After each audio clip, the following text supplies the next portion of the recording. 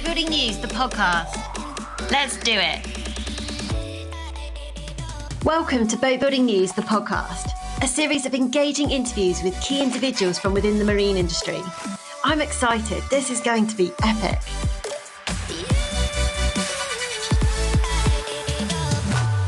In this episode, we welcome Jake Cronk from Twisted Marine, a company bursting onto the British boatbuilding scene with incredible attention to detail, ultimately achieving the best made better. So thanks, Jake, coming on the podcast, especially in such a busy time leading up to the boat show. So really appreciate you finding time for us. As also to note that we hadn't, when you agreed to come on this podcast, we haven't actually released an episode yet. So you're trusting me quite blindly, which I do really appreciate. But welcome. No, thank you, Holly. And thank you very much for having me on the debut episode, I guess. Very excited. Yeah. And I'm looking forward to being a part of it. Awesome. So, Jake, tell us in a nutshell who you are and tell us a little bit about Twisted Marine. Yeah, no problem at all. So, I'm Jake Cronk. I'm the managing director of Twisted Marine. The company started about 2 years ago, and it's, an offspring of Twisted Automotive Group, which is a 20-year-old a company with 20 years of heritage, where we make basically the best Land Rover Defenders that money can buy. Our ethos is the best made better. And we've taken that to the marine industry to pioneer resto modding. Awesome. So tell us a little bit about the story. I know the story behind Twisted Automotive is really cool. So it'd be great to start with that and how that links into Twisted Marine and how Twisted Marine was born. Yeah, no, absolutely. So, Twisted Automotive has been run by the managing director, Charles Fawcett, since its inception. Awesome company. Pioneering engineering at the heart of what it does, and they really do push the boundaries with the Land Rover Defender, and they make an awesome product at the end of it, which appeals to a really discerning audience. It's really good to be part of the journey. And basically, about 2 years ago, myself and Charles procured a company called Salcombe Marine Services down in Salcombe, Lincoln Boatyard. And we use that as basically the arms and legs to start Twisted Marine. So we procured the engineering excellence within that business. I joined myself as a marine engineer from many years before that. I've moved on after that to sort of go into Mercedes Formula One and some other design roles. But pushing the engineering forwards into the sort of the marine industry, we took over Salcombe Marine Services, and Twisted Marine started with the intentions of sort of taking resto modding to a new level in the marine industry. So we started off by buying a Scarab Wellcraft 38, which we were going to put some brand new engine V8s into it, roll with Pentas, and basically make an awesome product that we can turn the keys on and turn something out there that's different and new to the audience. Yeah, absolutely. So how's that project going at the moment? So the Scarab project, we started that one briefly this year.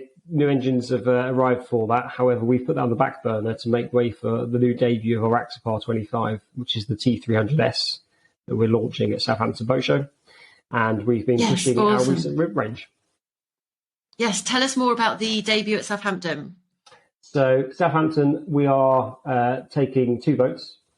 The Twisted T450R, which is our 450 horsepower, 28.5 foot rib.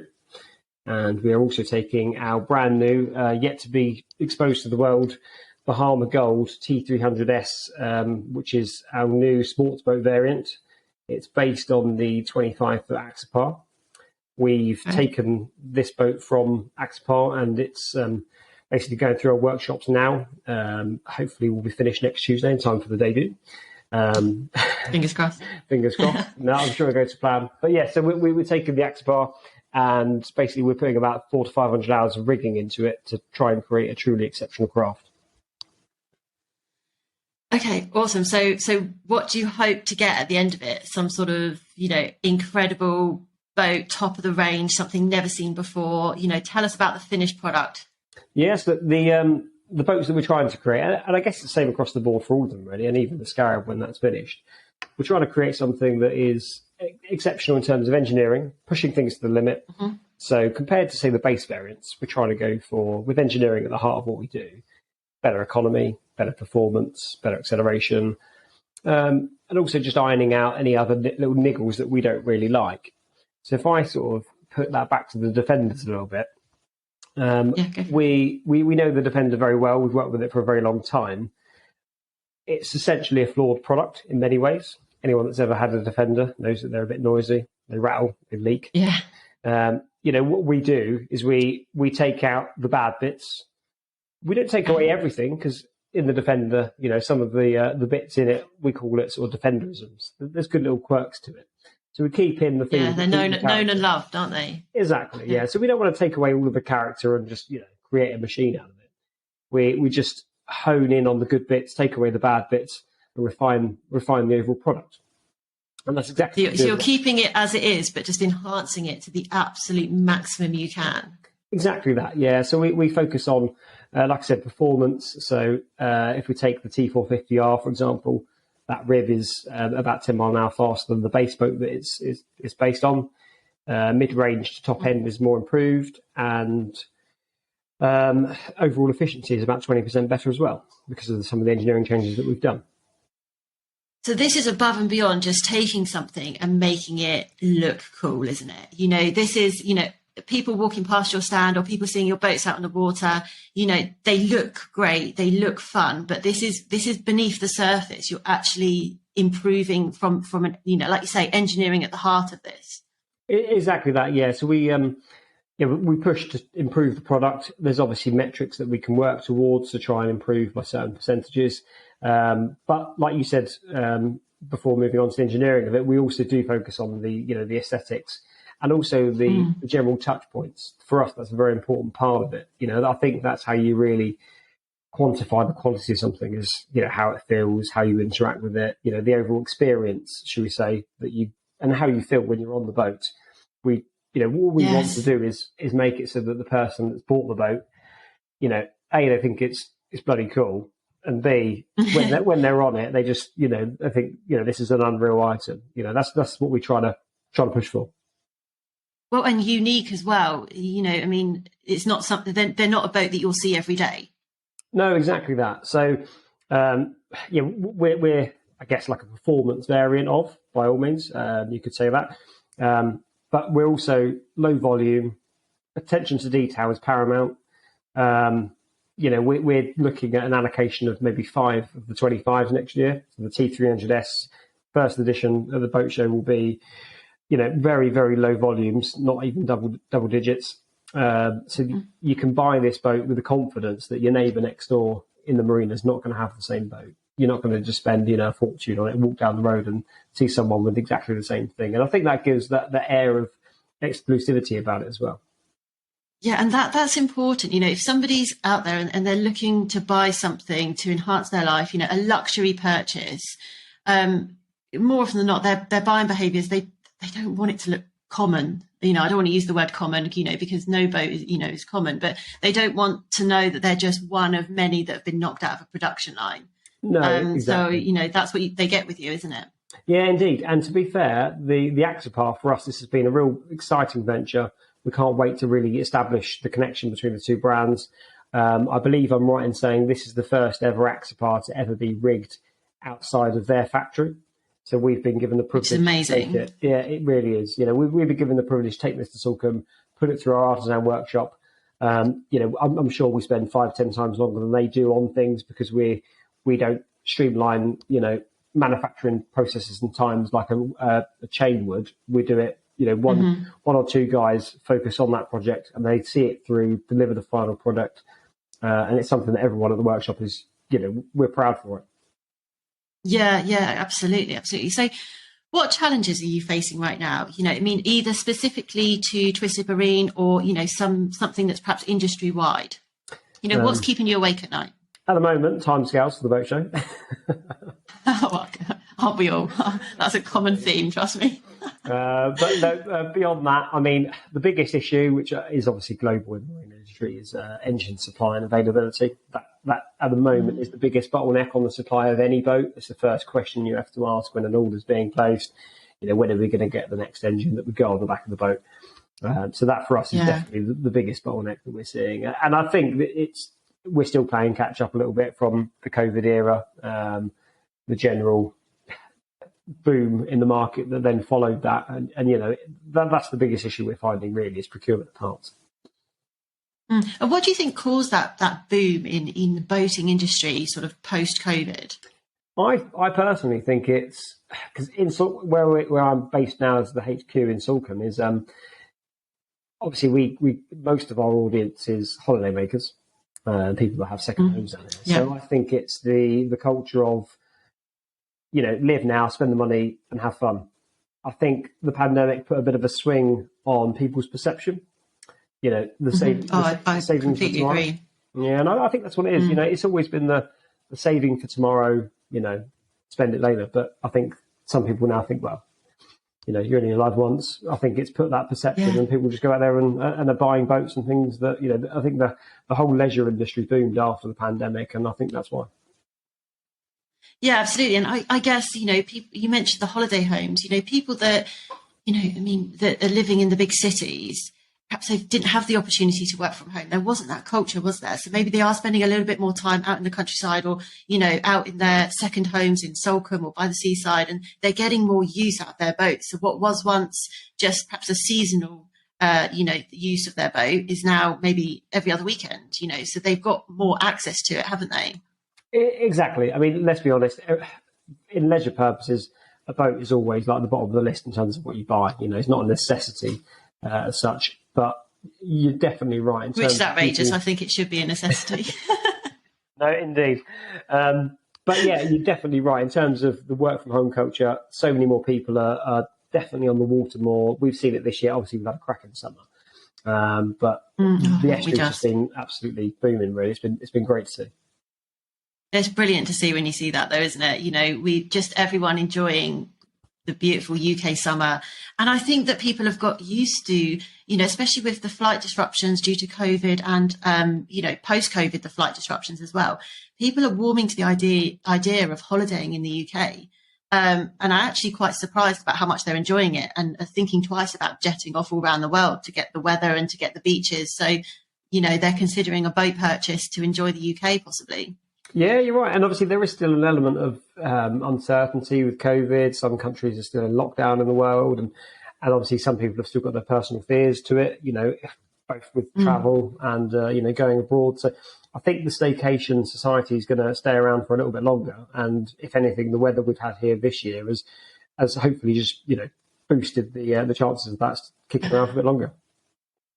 Yeah, do you know what? I'd never actually thought of UK weather, actually, the impact that has on and the staycation industry, and the impact that has on the marine industry and the actual building of boats, actually. But you're absolutely right. It just changes the mindset of people in the UK and where they want to spend their time, and ultimately what they want to spend their money on. Yeah, no, I've never really sort of made that link before, so it's interesting. Well, I think it's like anything. Okay. A couple of years ago, we had, you know, a stream of easterly winds all the time, and boating on the sort of southwest coast wasn't great. And then that influences everything, because also with Twisted Marine, we've got Salcombe Marine Services, which is our in-house engineering department, basically. And that obviously also caters for the engineering in Salcombe, on the harbour, on the estuary. So if people aren't using their boats very much, generally speaking, you know, they don't put the hours on them, they don't have the same service requirements, you know, they don't break them, so they don't need fixing. And the overall industry just, I guess, suffers as a result of it. So, yeah, good weather is paramount for our industry. Yeah, you're not wrong. Okay, well, Jake, tell us about your proudest moment. You know, this doesn't have to be specific to Twisted Marine. Just, you know, throughout your career, what's something you've done that you've thought, do you know what, I'm really proud of that? I guess many things. A couple of highlights. I mean, for me personally, like I said, I've had a career in Formula One and Formula E more latterly. Both with Mercedes. Yeah, I mean, you've definitely done the most interesting parts of engineering, haven't you? When you think you've come from Formula One and you're now making, you know, arguably one of the coolest ribs on the market. Yeah, no, thank you for that. I guess for me, in a rounded way, so just a bit of backstory, I actually started in Salcombe as an apprentice marine engineer about 12, 13 years ago. Then left, did my university career, went to Mercedes, and now I'm managing director for the company I started at. So I think for me, the proudest element of that is the fact that I've gone full circle, apprentice to managing director, you know, back to where I sort of started, where my roots were, and then now we're just taking the marine industry to a whole new level. Yeah, I guess personally for you then, that must just feel like you've come home, but you've come home, you left as a boy and came back as a man almost. Yeah, it is the very cliche saying, but yeah, no, certainly Yeah, is. it's cliche. It's no, great to be back though. I mean, Salcomb's an awesome little microclimate. There's great people here. Um, And yeah, I'm just loving the fact that I'm helming the sort of Twisted Marine side of things, Salcombe Marine Services, and we're just pushing the brand now and trying to take sort of engineering excellence across the south coast. We've also procured, which you may have seen in the media, Brighton Marine Services as well. Oh So yeah, we've yeah, now absolutely, got yeah. a site over on the sort of southeast coast. So plenty to keep you busy. And the idea really being that we can join the dots up, create multiple service centres along the south coast. So if someone does decide to buy a Twisted Rib or the T300S Twisted sports boat, they can take it to any of our service centres, and hopefully with the relevant dealerships along the way, we can supply them with the best engineering for the best boat that they've got. It's very, very UK focused. So is that a conscious decision? I think at the moment it's UK. We are obviously looking at dealerships and things and furthering our network abroad. There's no limits to where we want to go with it. I mean, Axopar itself is already a globally renowned product, one of the best-selling boats, I think, in Europe. Yeah. So we certainly want to push that further afield. I think it's always good to start, on the home turf, just like Yeah. Charles did with Automotive. So again, the HQ for Automotive Twisted is at Thirsk in Yorkshire. And again, they've branched out now as well. We've got sites in Kensington. There's been other licensing deals that were brought out in the States and further afield as well. So, we're definitely not just honing in on the UK, but we want to perfect the product first, create a support network for our UK clients, and then we'll branch further afield from there. Sure. So what's your ultimate vision? Have you got this one goal that you look at every day, and that's what you're striving to do? What does that look like? Yeah. So for me personally, I think my goal would be to get Twisted Marine to a point where we are renowned as a big player in the marine industry, but with quality, engineering, and overall excellence, and that the cornerstones of what we do. I don't want to be the MD of a business where we churn out 150 boats a year, 200 boats a year. That would be great in terms of finances, revenue. But what I would like to do, just like we do with Automotive, is we keep to the core principles with engineering, attention to detail, luxury, and finesse. At the heart of what we do. We're not about big volumes. We're more about the intimacy of the product that we have, the relationship with our clients, creating that story, and also giving a bit of a journey for our clients to come on as well. So in the automotive side of things, we've got once a year something called the Yorkshire 300. And it's a 300-mile round trip across the beautiful Yorkshire countryside. And it gives our clients an opportunity to keep in touch, be a part of we call it the Twisted alumni.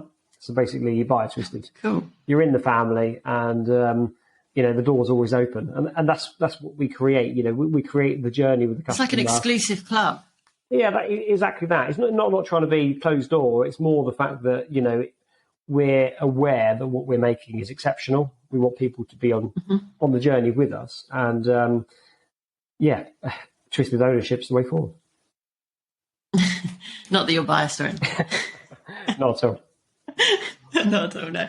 So, I mean, when you look, do you ever get fazed by the competition? I mean, the market that you're in, it's fiercely competitive. Do you look at other people? Do you look at other brands, and do you follow closely what they do, or do you just stay in your own lane and just focus purely on what the Twisted vision is?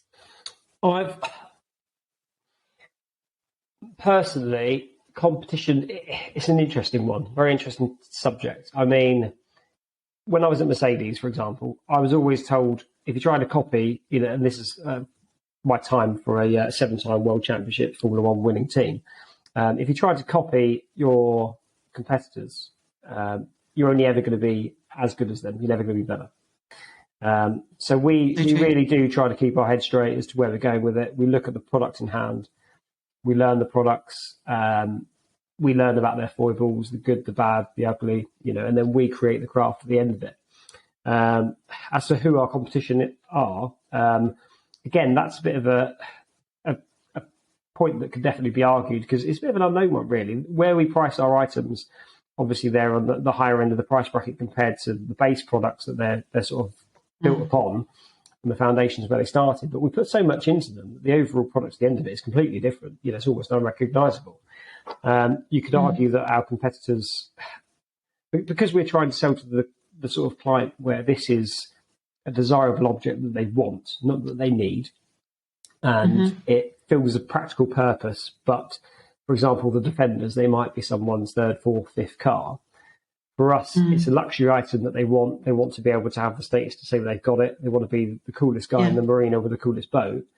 What they're looking at buying isn't necessarily just a boat. It could be a Rolex watch. It could be a helicopter, any number of items. So I think our competitors, it's not as straightforward as saying, the obvious, is it, ribeye for us because they're geographically around the corner and they also make ribs. It's the obvious thing that springs to mind, isn't it? Yeah, exactly. You'd always say that, but I think it's bigger than that. We're competing with people that just want something that's, outrageously cool, something that's a bit of fun and gives them the feel-good factor.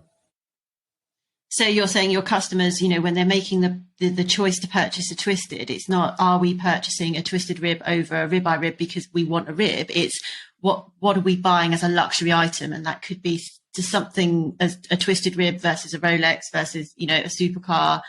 The competition's not necessarily boat versus boat.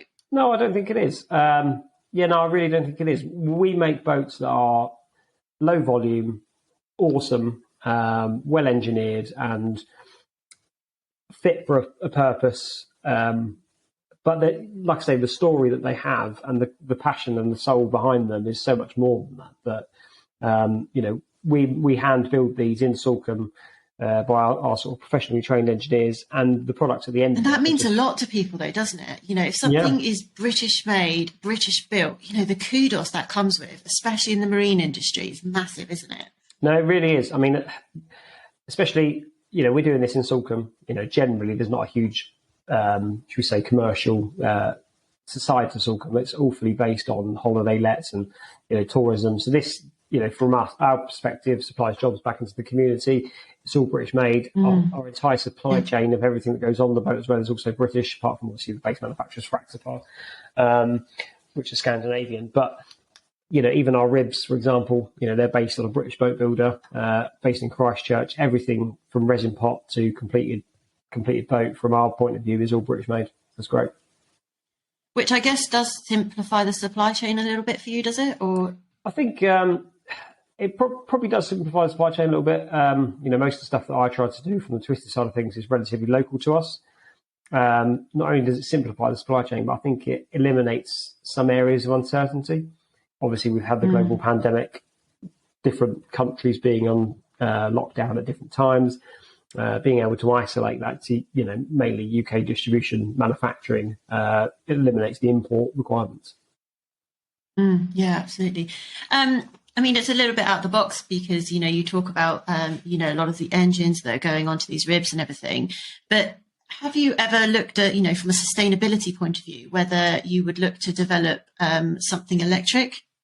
Certainly, yeah. And like I said, alluded to earlier on, after a few years in Formula One, I actually moved over and I was I can't remember what number engineer I was, but I was one of the very first few engineers on the Formula E team for Mercedes, which was really quite exciting. Okay. So, when I started as a member of that team, it was real back to the basics. Here's a selection of boxes. This needs to be an inverter in 2 years' time. We need to go racing. And it was real cool to be able to jump on something completely fresh, fresh idea, to be able to create something cool at the end of it.